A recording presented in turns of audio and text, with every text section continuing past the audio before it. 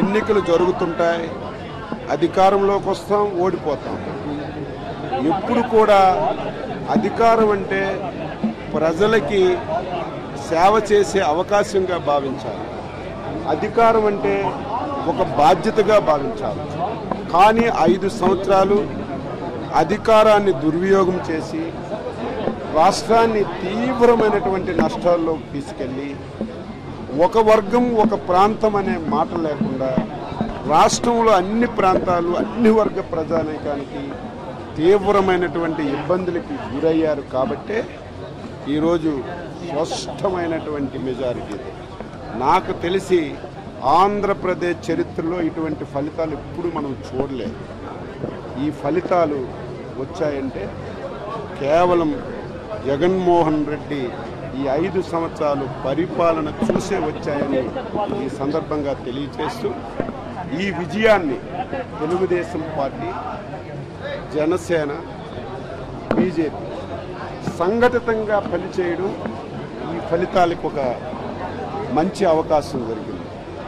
ఎక్కడ కూడా తనతర భేదాలు లేకుండా తెలుగుదేశంకి ఇచ్చామని వాళ్ళు హట్ అవ్వడం కానీ, వాళ్ళకి ఇచ్చామని తెలుగుదేశం హట్ అవ్వడం కానీ, ఈ రెండింటికి ఇచ్చామని బీజేపీ హట్ అవ్వడం కానీ ఎక్కడ జరగకుండా 1-2 రోజులు ఇబ్బంది ఉన్నా సరే అందరూ సంఘటితంగా ఈ 3 పార్టీలు కలిసి పనిచేయడం వల్లే ఈరోజు ఈ విజయం లభించింది. ఈ స్థాయిలో మెజార్టీలు వచ్చాయని ఈ సందర్భంగా తెలియచేస్తున్నాను. మా మీద చాలా బాధ్యత పెరిగింది. రాష్ట్రం చిన్నాభిన్నమైపోయింది, వ్యవస్థలు నాశనం అయిపోయాయి, ఆర్థికంగా తీవ్రమైనటువంటి సంక్షోభంలోకి ఈ రాష్ట్రాన్ని నెట్టేశారు.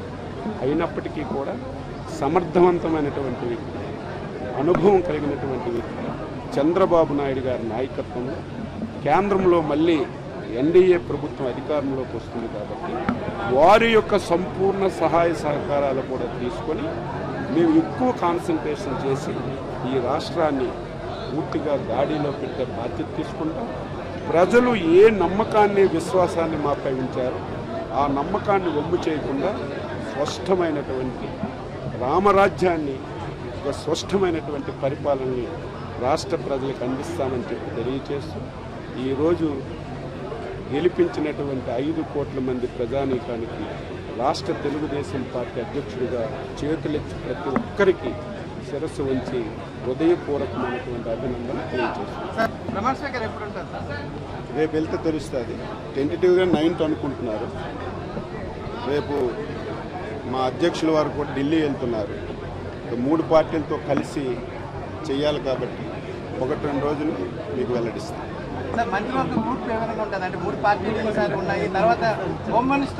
అంతవరకు వెళ్ళలేదు. ఇప్పుడు అందరం బిజీలో ఉన్నాం.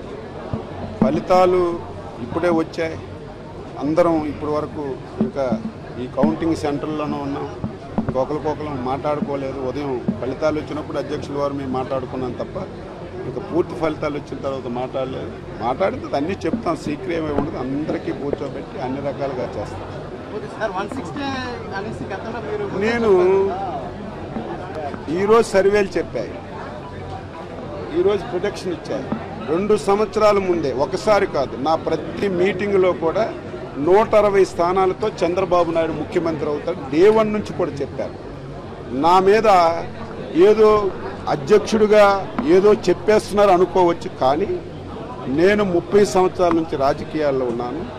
ప్రజల నాడి తెలిసినటువంటి ఎందుకు జగన్మోహన్ రెడ్డికి ఎవడు ఓట్లేయాలి, ఏ వర్గం నీకు సంతోషం, ఎందుకు జగన్మోహన్ రెడ్డికి ఓటేయాలి, ఆ విషయం మనం గ్రామీణ ప్రాంతాల్లో పర్యటనలో కూడా చూశాం. కాబట్టి నేను ఆ టార్గెట్ పెట్టుకొని నేను చెప్పాను.